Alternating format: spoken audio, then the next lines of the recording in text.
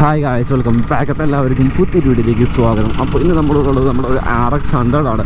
RX100 എന്ന് പറയുമ്പം ഒന്നും മോഡിഫൈ ചെയ്യാത്ത പക്ക സ്റ്റോക്ക് RX100. പക്ഷേ ചെറിയൊരു മോഡിഫിക്കേഷൻ ചെയ്തിട്ടുണ്ട്. അതെല്ലാം ഇപ്പോൾ മാറ്റിയേക്കാണ്. കാരണം എന്താണെന്ന് വെച്ചാൽ നമ്മളിപ്പോൾ പോകുന്നത് നമ്മുടെ ഈ വണ്ടിയുടെ ടെസ്റ്റിനായിട്ടാണ് പോകുന്നത് കേട്ടോ. മോഡിഫിക്കേഷൻ എന്ന് പറഞ്ഞാൽ ഭയങ്കര വലിയ മോഡിഫിക്കേഷൻ തന്നെ ചെയ്തിരിക്കുന്ന നീറ്റായിട്ടുള്ള മോഡിഫിക്കേഷൻ. അതായത് നമ്മുടെ റിമ്മ് മാറ്റിയിട്ട് ST റിമ്മിടും, അങ്ങനത്തെ ചെറിയ ചെറിയ മോഡിഫിക്കേഷനാണ്. അല്ലാതെ ഓവറായിട്ടൊന്നും മോഡിഫൈ ചളാക്കിയിട്ടില്ല. പക്ക ഫുള്ള് പ്ലേറ്റ് ചെയ്ത് നൈസാക്കി വെച്ചേക്കാണ് വണ്ടി.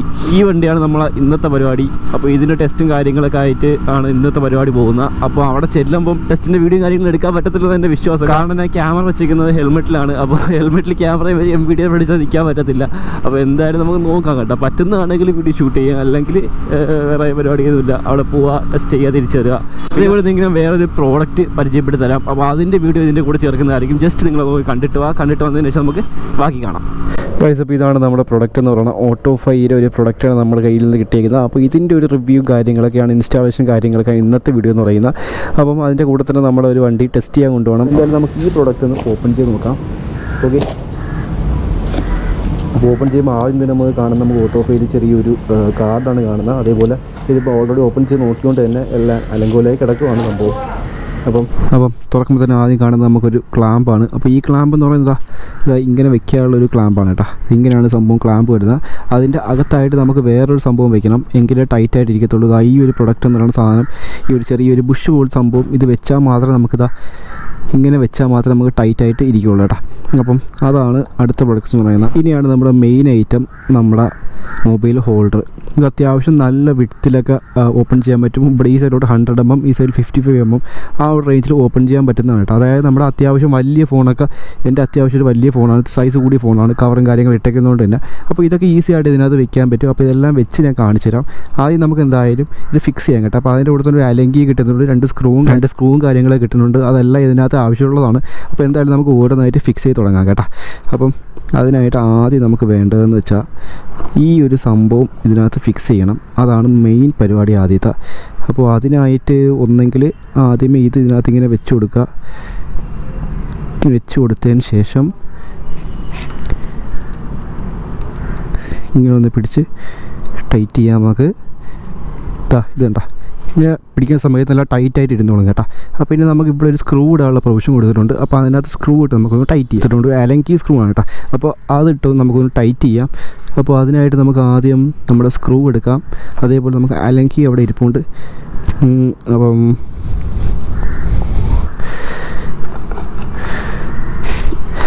എന്തായാലും നമുക്ക് ടൈറ്റ് ചെയ്ത് കൊടുക്കാം.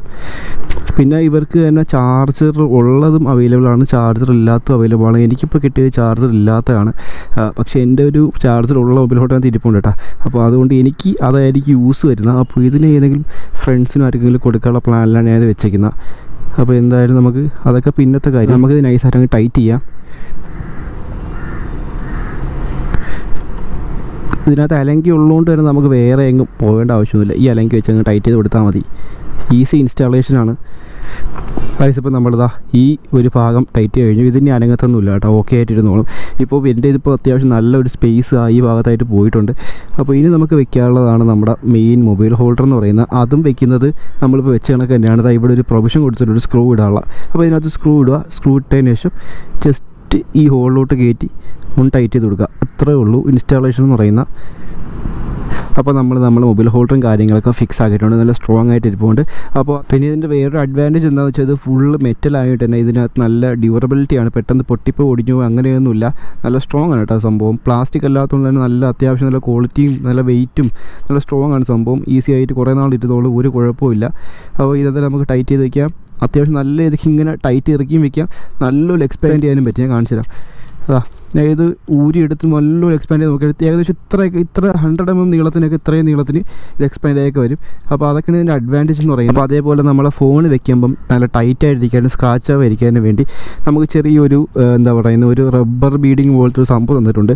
അത് നമ്മൾ ഈ 4 ക്ലോയിൽ ഒട്ടിക്കണം. 4 ക്ലോയിൽ ഒട്ടിച്ചതിന് ശേഷം നമ്മൾ ഫോൺ വെച്ച് കഴിഞ്ഞാൽ നല്ല ടൈറ്റായിട്ട് ഇരുന്നോളും. ഞാനിപ്പം ഓരോന്നായിട്ട് ഒട്ടിച്ച് കാണിച്ചു തരാം കേട്ടോ.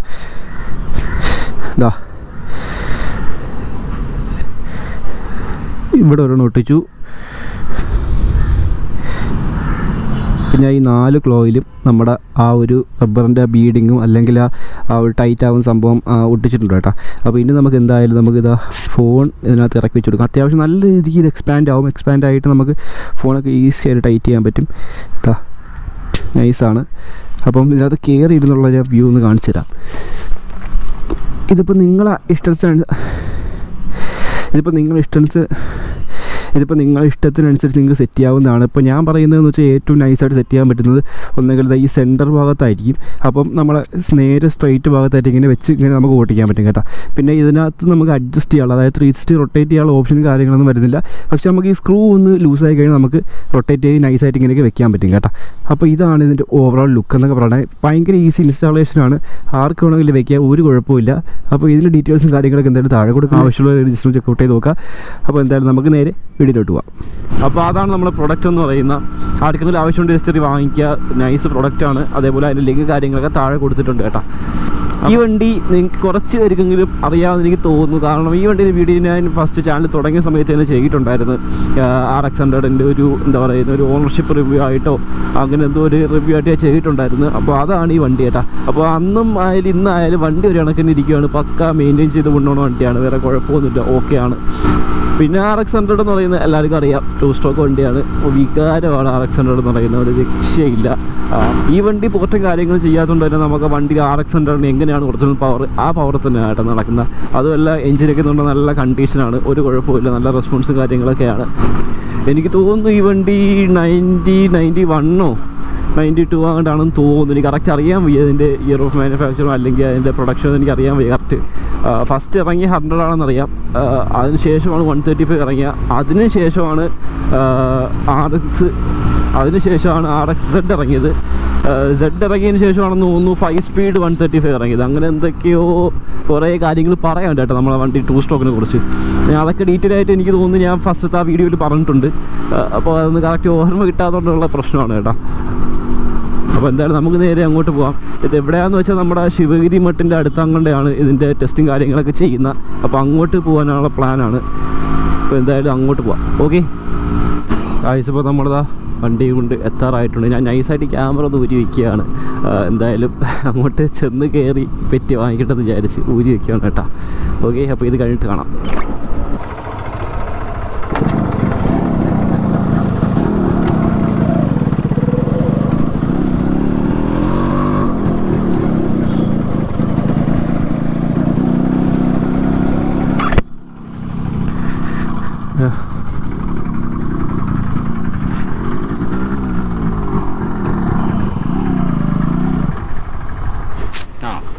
എങ്ങനെ ഇരിക്കണം?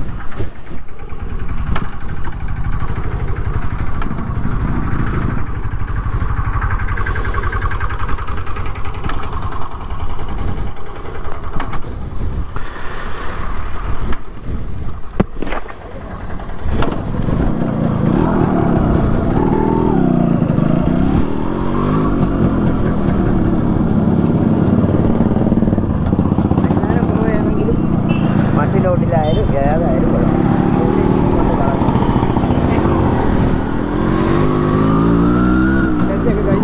കഴിഞ്ഞു.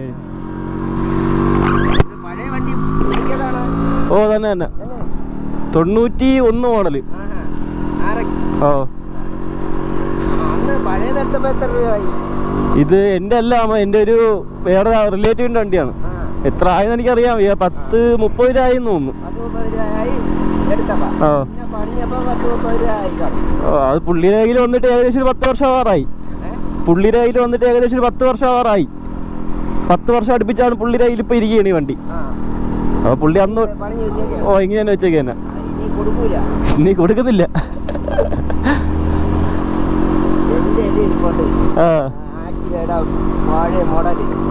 അതുകൊണ്ട്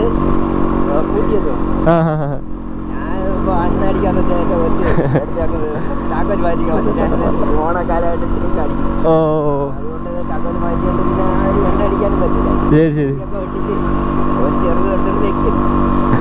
കിട്ടൂല സാധനം. കൊള്ളാം. എടുത്തിട്ട് തിരിയായിട്ട് നോക്കിയപ്പോ കൊള്ളാം. അപ്പൊ ഒന്നുകൂടെ എടുത്തിരുന്നാലേ ഓണമല്ലേ ഇത്? മൈതാനത്ത് പോണ ഇങ്ങോട്ടാണോ പോണ? അപ്പൊ ഞാൻ ഇവിടെ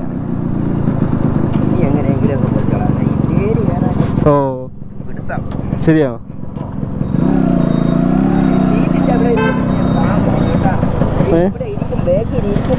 ആ രണ്ടാമത് സീറ്റ് അടിച്ചു അതായിരിക്കും. അങ്ങനെയാണെങ്കിൽ സീറ്റ് അവരോട് പറഞ്ഞാൽ മതി ഒത്തിരി കൂടെ പൊക്കി തരാം. ഈ ബാക്ക് പൊങ്ങണം, താന്ന് കിടന്നാലേ ഭയങ്കരമായിട്ട് താന്നു പോയില്ലേ. ശരിയെന്നാ.